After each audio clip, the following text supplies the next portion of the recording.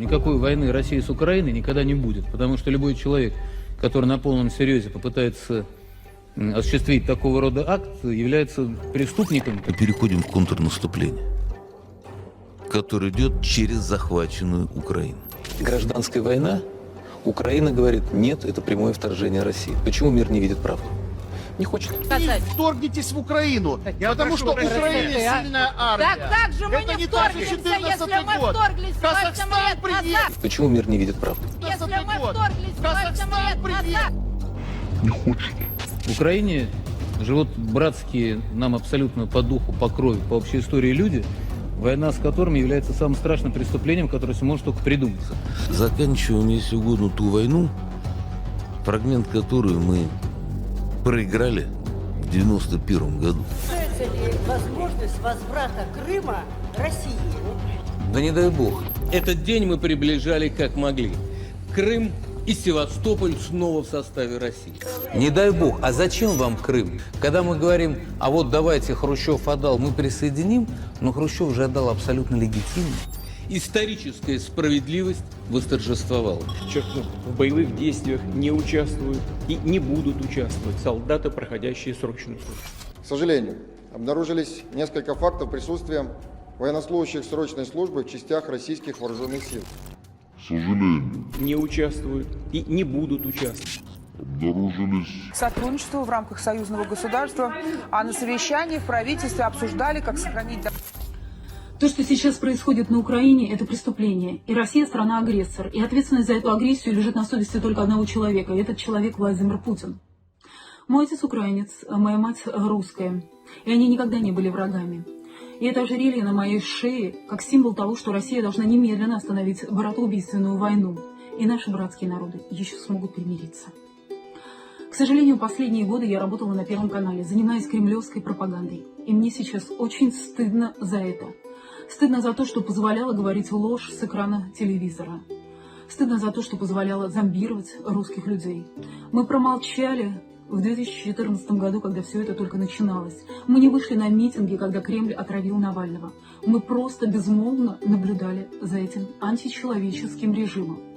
И сейчас от нас отвернулся весь мир. И еще 10 поколений наших потомков не отмоются от позора этой братоубийственной войны. Женщину, которую вы только что слушали, зовут Марина Овсянникова. Она является, хотя правильнее будет сказать, являлась сотрудницей Первого канала и знала всю их омерзительно-вонючую кухню изнутри. Именно она в прямом эфире выбежала с плакатом, призывающим остановить войну, и главным посылом для зомбированных людей, что здесь вам врут. Сейчас девушке в лучшем случае грозит административка, а в худшем – показательное уголовное дело. До военных действий практически все понимали, что на Первом канале смотреть новости бессмысленно, так как там не только приукрашивали информацию в сторону текущей политической повестки в стране, но и с нуля выдумывали новости. Почему бы и нет, если вам выдали карт-бланш на любую ложь? В описании я оставлю ссылки на несколько особо забавных сюжетов и, соответственно, с их разоблачениями. Советую посмотреть. Но несмотря на то, что у граждан вроде как выработался иммунитет на наглую ложь, которую им транслируют пропагандисты с телевидения, и все это воспринимается с юмором,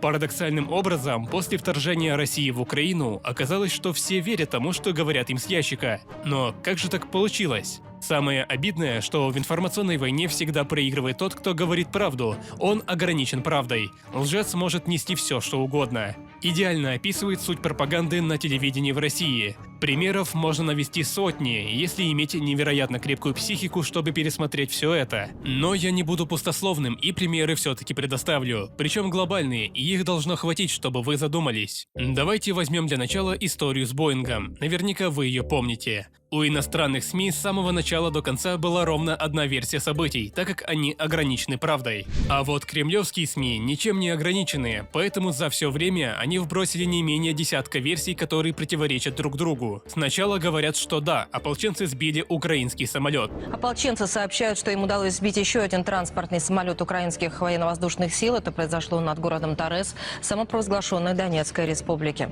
И даже министр обороны ДНР похвастался в этих соцсетях, но вскоре удалил пост, и сейчас узнаете почему. Немного позже СМИ других стран беспристрастно озвучили только ту информацию, которая была достоверно известна на тот момент. Самолет упал. Пассажирский самолет малазийских авиалиний, на борту которого было 295 человек, разбился на востоке Украины. Как сообщают Reuters и Interfax, разбился рейс малазийских авиалиний, на борту которого было 295 человек. Потом, когда на стороне России выяснили, что это был не украинский, а малазийский самолет, и это уже международный терроризм, чем хвастаться обычно не принято, понеслась череда маразматических версий, которые выставлялись за истину в последней инстанции. То самолет сбили украинцы, потому что думали, что это летит Путин. Вероятно, целью украинской ракеты, попавшей в малазийский Боинг, мог быть самолет президента России. То его сбил украинский МиГ-29, а как пруф выставили зафотошопленную картинку с неправильными пропорциями. К тому же вышло полно разоблачений, что это не мог сделать истребитель. Господа, у вас есть эти снимки? Или другие? Предъявите их, наконец. Руки на стол. Только через 5 лет, в 2019 году, генеральный директор Первого канала Константин Эрнст признал этот сюжет ошибкой, так как его высмеяли все, кто только мог. Но в российских СМИ для подтверждения этой версии ссылались не только на зафотошопленные снимки. Был еще некий испанский авиадиспетчер, который якобы работал тогда в Борисполе и заявлял, что малазийский самолет был сбит украинским истребителем. Но как же так вышло, если уже все подтвердили, что это невозможно? Оказалось, что это был бывший заключенный, задержанный за мошенничество, который никогда не работал авиадиспетчером и сотрудничал с Russia Today задолго до катастрофы. Потом говорили, что самолет был взорван изнутри.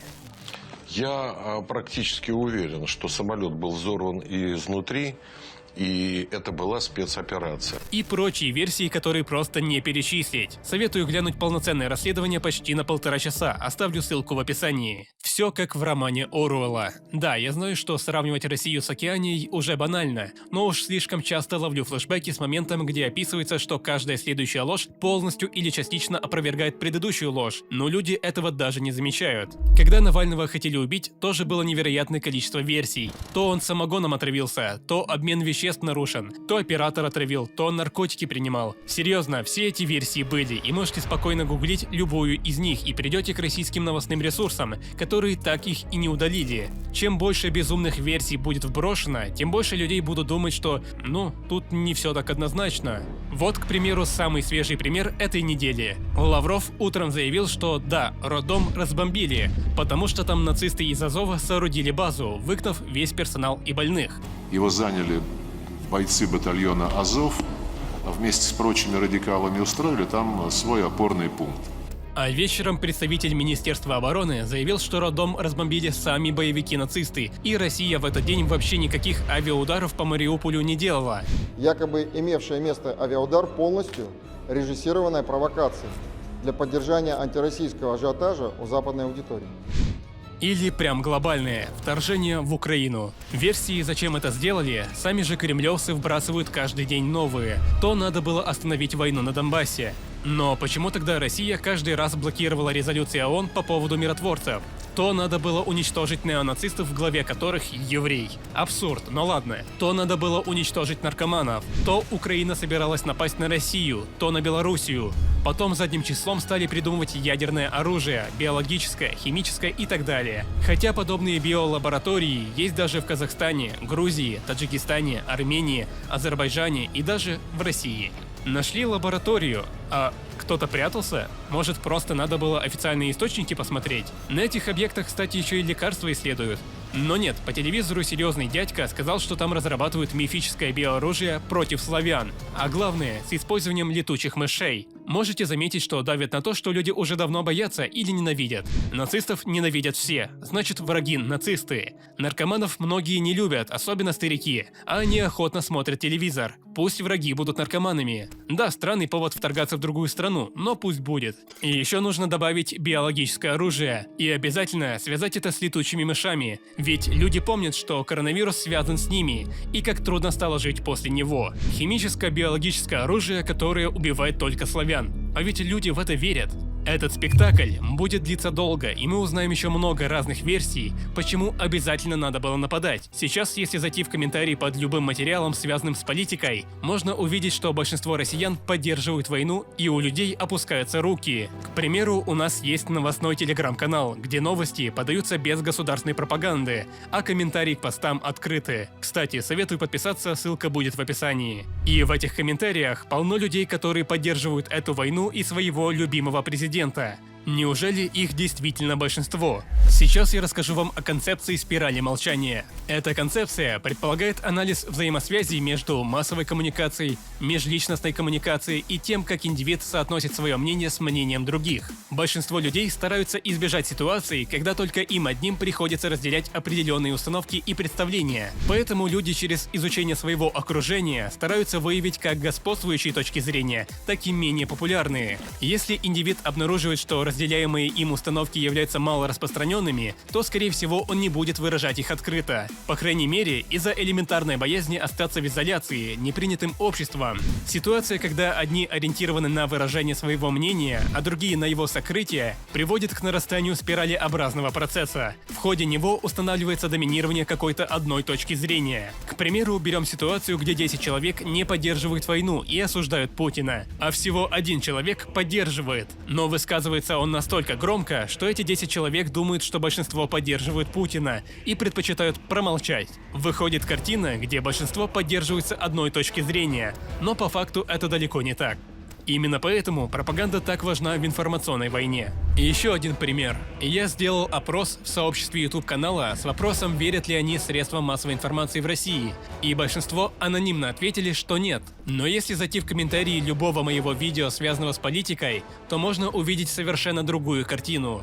И я сейчас не говорю, что действительно большинство граждан России не поддерживают войну и просто молчат об этом. Я этого не исключаю и советую вам на будущее не молчать и отстаивать свою позицию. Весь цивилизованный мир осуждает Россию, но на российском ТВ их всех показывают дураками. Передовые газеты были ужасные, лживые, кровожадные, заносчивые.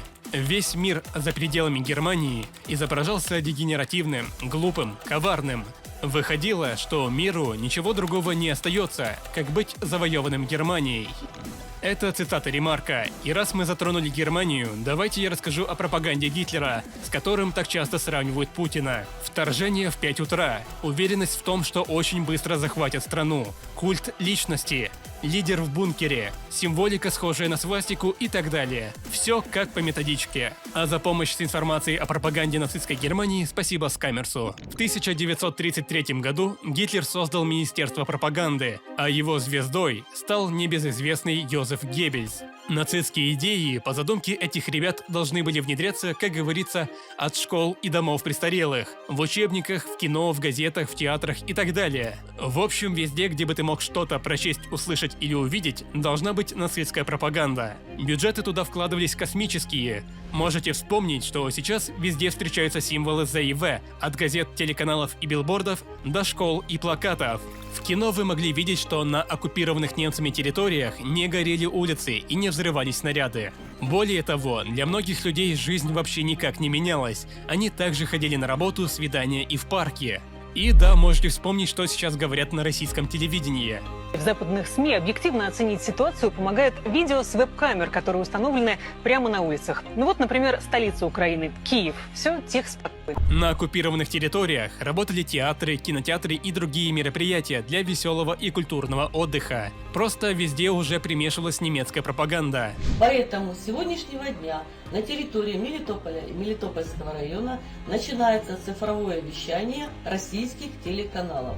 Ну и, конечно же, больше всего пропаганды было на радио, ведь оно было в каждой семье и часто играло сутками напролет. Помимо этого, только за годы войны было выпущено почти 180 пропагандистских фильмов, где помимо воспевания храбрости немецких солдат, вполне ожидаемо в этих фильмах хейтили евреев. Например, «Вечный жид». И да, теперь ты знаешь, что это не только альбом Оксимирона. В этом фильме евреи были натуральными паразитами, которые одержимы деньгами и самыми низменными потребностями. Кстати, Геббельс, как те скрипачи на тонущем Титанике, начал снимать фильмы даже для того, чтобы отвлечь немцев, когда поражение Германии было неминуемо, но не успел. Кроме фильмов, проводились выставки. Например, выставка в Берлине под названием «Советский рай». На этих выставках демонстрировалась нищета Советского Союза, его недалекость и опасность для мирных людей. Цель выставки – показать, что война не напрасна и надо ее продолжать. С мая по июнь 1942 года выставку посетило более 1 миллиона людей. С той же целью была проведена выставка дегенеративного искусства.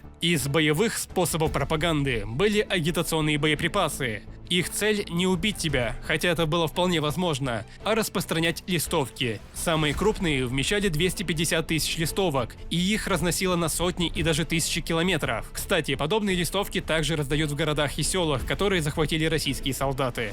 Запомните, пропаганда не делает из людей идиотов, она изначально на них рассчитана. Не будьте идиотами, раскройте глаза. Это все, что я хотел сказать. Узнавать все новости о войне вы можете в нашем новостном телеграм-канале, а увидеть все ужасы войны в нашем телеграм-канале Flanders 18+. А рекламу, хоть и очень полезную, я специально вставляю в конце. Я без угрызения совести порекомендую вам одного человека. Он занимается тем, что сливает различные курсы, причем даже те, которые стоят огромных денег. По этим курсам я учу английский, совершенствую свои навыки в видеомонтаже, а мои знакомые учатся программированию и таргетингу. Направлений уйма, и уже слито больше 60 тысяч курсов. Skillbox, Skill Factory, Geekbrains, Udemy, XYZ, Яндекс.Практикум и так далее. Обычно курсы там стоят больших денег, и нужно платить за каждый курс отдельно. А этот парень сливает все эти курсы и многие другие в один закрытый телеграм-канал, вход в который стоит всего 800 рублей или 250 гривен. То есть за доступ ко всей этой огромной базе вы заплатите меньше, чем за один самый дешевый курс на любом сайте. Ссылка на этого человека есть в описании и в закрепленном комментарии.